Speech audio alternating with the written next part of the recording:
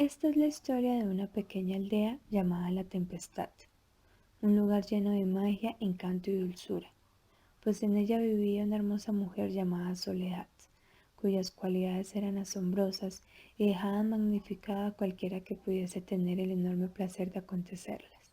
Era un día soleado, fresco y común para los aldeanos, pero Soledad no se encontraba radiante y feliz como siempre, y de repente comenzó a pintar en un enorme lienzo del tamaño del único satélite que tiene el planeta Tierra una tormenta de arena con cientos de pájaros confundidos y descarriados, que caían uno por uno al suelo húmedo y lodoso de la tempestad.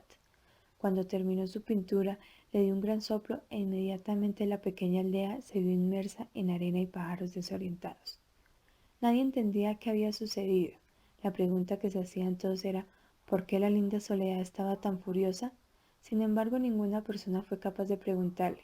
Simplemente comenzaron a sacar escobas de sus pequeñas chozas y limpiaron todo el desastre. De boca en boca fue contando el suceso a aldeas aledañas, atrayendo la atención de miles de pueblerinos curiosos, pero miedosos, pues ninguno tenía el valor de preguntarle a aquella artista con tan grandes dotes por qué estaba de este modo. El acontecimiento llegó a oídos del padre de Soledad, un afamado decano y lingüista llamado Theo van Leeuwen, quien vivía en Sydney con su mejor amigo Gunther Kress.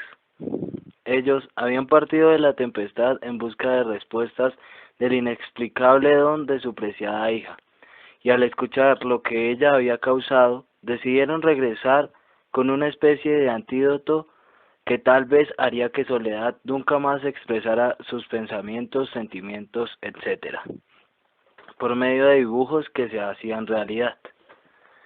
Antes de que el padre de Soledad llegara de su largo viaje desde Australia a la tempestad, llegó un hombre imponente de aspecto grotesco e irrespetuoso, quien nunca permitía hablar a las mujeres y utilizaba un lenguaje bastante grosero y absurdo, ya que la mayoría de las cosas que decía carecían de sentido. Su nombre era Amador Leal. Estudió hasta grado 10º, pero se cansó de hacerlo, y entonces dedicó su vida a difundir sus pensamientos a las personas que cambiaban su modo de ver las cosas rápidamente. Él les llamaba personas débiles, intentando de esta manera crear un imperio de aldeanas sin opinión y sin ideas. Igual que Soledad, Amador tenía un poder. Cuando él le tocaba el cabello a alguna mujer, las dejaba mudas y las hacía perder el sentido común, habiendo dejado a la mayoría de las aldeanas sin razón y sin poder de crítica. Amador se dirigió hacia la casa de una joven escritora, quien había sido recientemente nominada al Premio Nobel de Literatura. Amador abrió la puerta con una patada. Las cortinas de la sala se cayeron al piso. Las paredes se agrietaron y de pronto una gran sombra invadió el suelo de toda la casa. Allí estaba Dolores, estudiando frente al espejo cada palabra que diría en su discurso cuando ganara el premio. Amador tocó su cabello pelirrojo, pero no sucedió nada, así que Dolores se dio la vuelta y recordó todas las enseñanzas que su padre Van Dyck le brindó. Antes de morir, él le había dicho que el poder de la palabra y una actitud crítica ante cualquier problema o situación era importante para que todas las personas pudieran entenderse y mejorar la sociedad.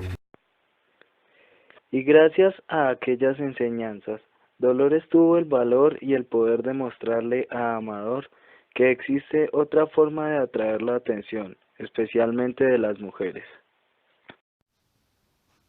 Esta charla duró aproximadamente 2 vueltas del minutero y segundero del reloj de la pared, y mientras ellos hablaban de cómo conquistar mujeres por medio de un buen intelecto y una forma sensata de pensar, el padre de Soledad llega al pueblo con todas las intenciones de aplicar el antídoto a su hija.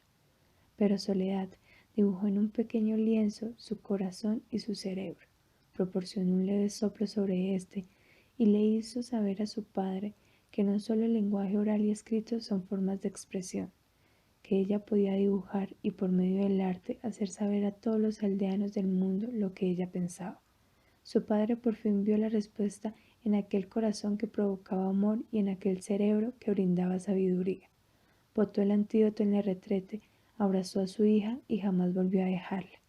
Dolores ganó el premio Nobel y siguió escribiendo tan magníficamente como siempre. Amadeo Lear se convirtió en el galán que siempre quiso y se fue a otros países difundiendo todos los conceptos que aprendió con Dolores.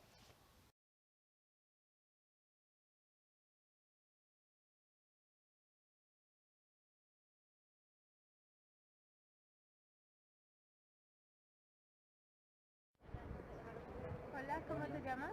Mi nombre es Jonathan Camargo. ¿Qué estudias? Soy estudiante de quinto semestre de la licenciatura en filosofía. ¿Tú sabes qué es discurso?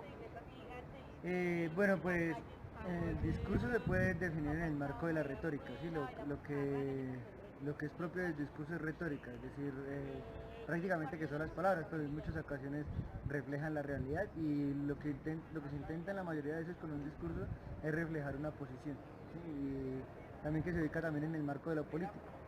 El discurso, bueno, además que no solo político, sino también es académico, científico, es el hablar por, ¿sí? Pues habla por, el discurso es la expresión por medio del lenguaje de muchas cuestiones. El lenguaje y el discurso expresan el sentir y las necesidades de muchas cuestiones en particular.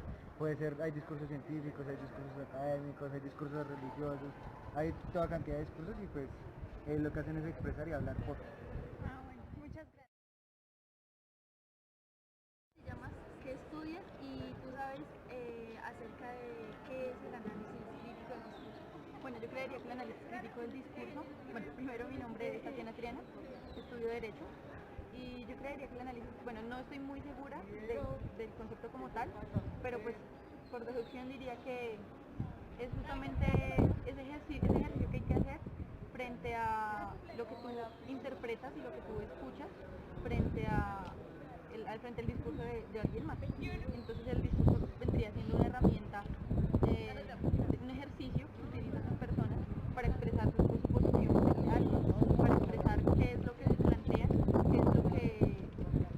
qué es lo que piensan frente a algo, ya sea desde su concepto empírico, como lo estoy haciendo tal vez yo en este momento, o ya sea desde un concepto que han trabajado, que han estudiado, que por lo general que es, digamos, la norma general del discurso, la regla general del discurso.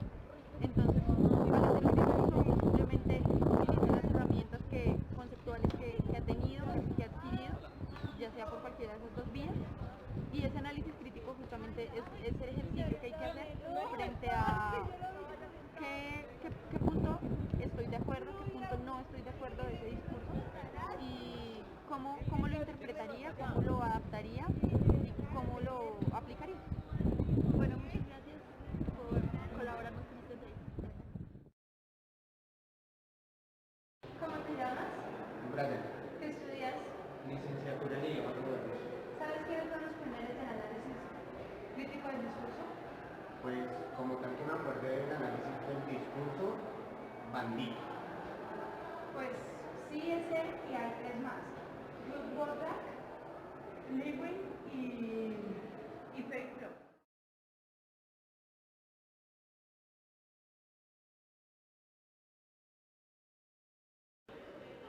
Hola, ¿cómo te llamas y qué estudias? Hola, me llamo Jimena Chicontay, estudio idiomas modernos. ¿Tú nos podrías contar o si tú sabes acerca de qué es el análisis crítico del discurso multimodal? No sé, ¿me podrías explicar? Bueno, el discurso multimodal es cuando para expresar ese discurso o cuando, por ejemplo, un político o las propagandas usan diferentes modos de expresar ese discurso. Cuando el emisor usa diferentes herramientas para mostrar algo que quiere, lo cual quiere convencer a la gente, con lo cual por medio de su discurso, sus imágenes, su diseño y sus herramientas quiera mostrar y convencer al receptor. Eso es como la multimodalidad que existe en el discurso.